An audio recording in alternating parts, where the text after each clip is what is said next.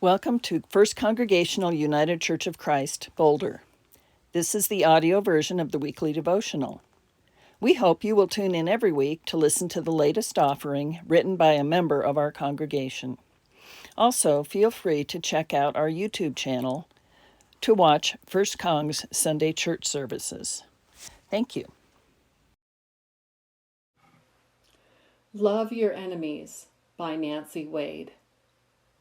From the book of Matthew, chapter 5, verses 43 to 45. You have heard that it was said, "You shall love your neighbor and hate your enemy." But I say to you, love your enemies and pray for those who persecute you, so that you may be children of your Father in heaven. For he makes his sun rise on the evil and on the good, and sends rain on the righteous and on the unrighteous.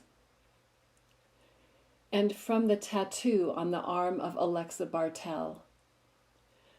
Love your enemies, do great to those who hate you, bless those who curse you, pray for those who mistreat you. It should not have been a dangerous journey. The young woman traveling in her small yellow car was talking with a friend on the phone. It was not quite 11 p.m. Suddenly, and without warning, the phone went silent.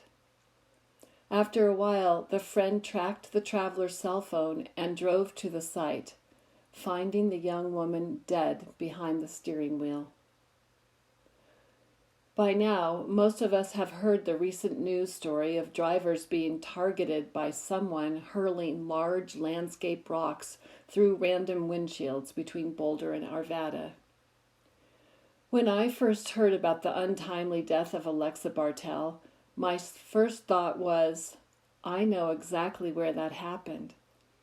The roads where at least 4 separate incidents took place are the roads I often travel to visit family and friends in Arvada and Golden.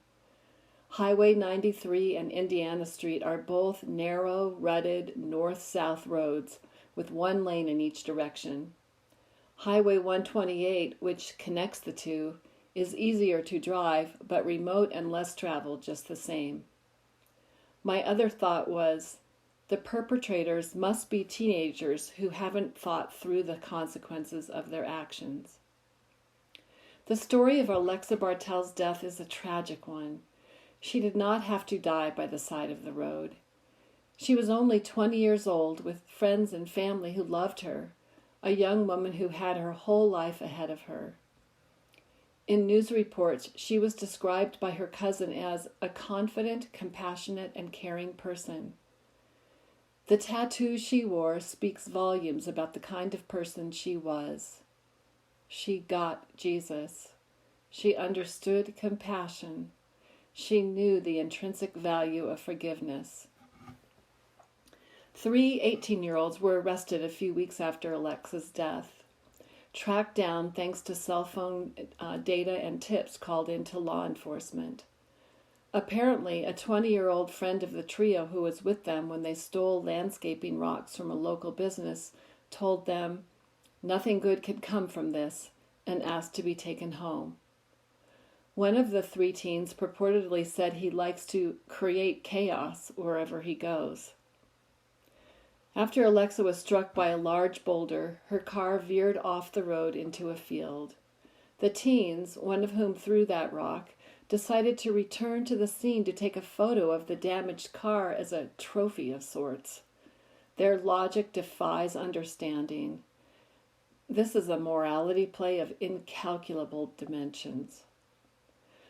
3 young men with nothing better to do than to heave large rocks through car windshields and side windows have been arrested and charged with 13 counts, including first-degree murder with extreme indifference. It is probable that they will spend the rest of their lives in prison. 4 families shattered, and for what? Alexa Bartel had no way of knowing that her life would end that night. She was, by all accounts, a kind and compassionate individual who believed in the importance of forgiveness and the value of caring for those around her. She understood the message of Jesus when he said, love your enemies, and pray for those who persecute you.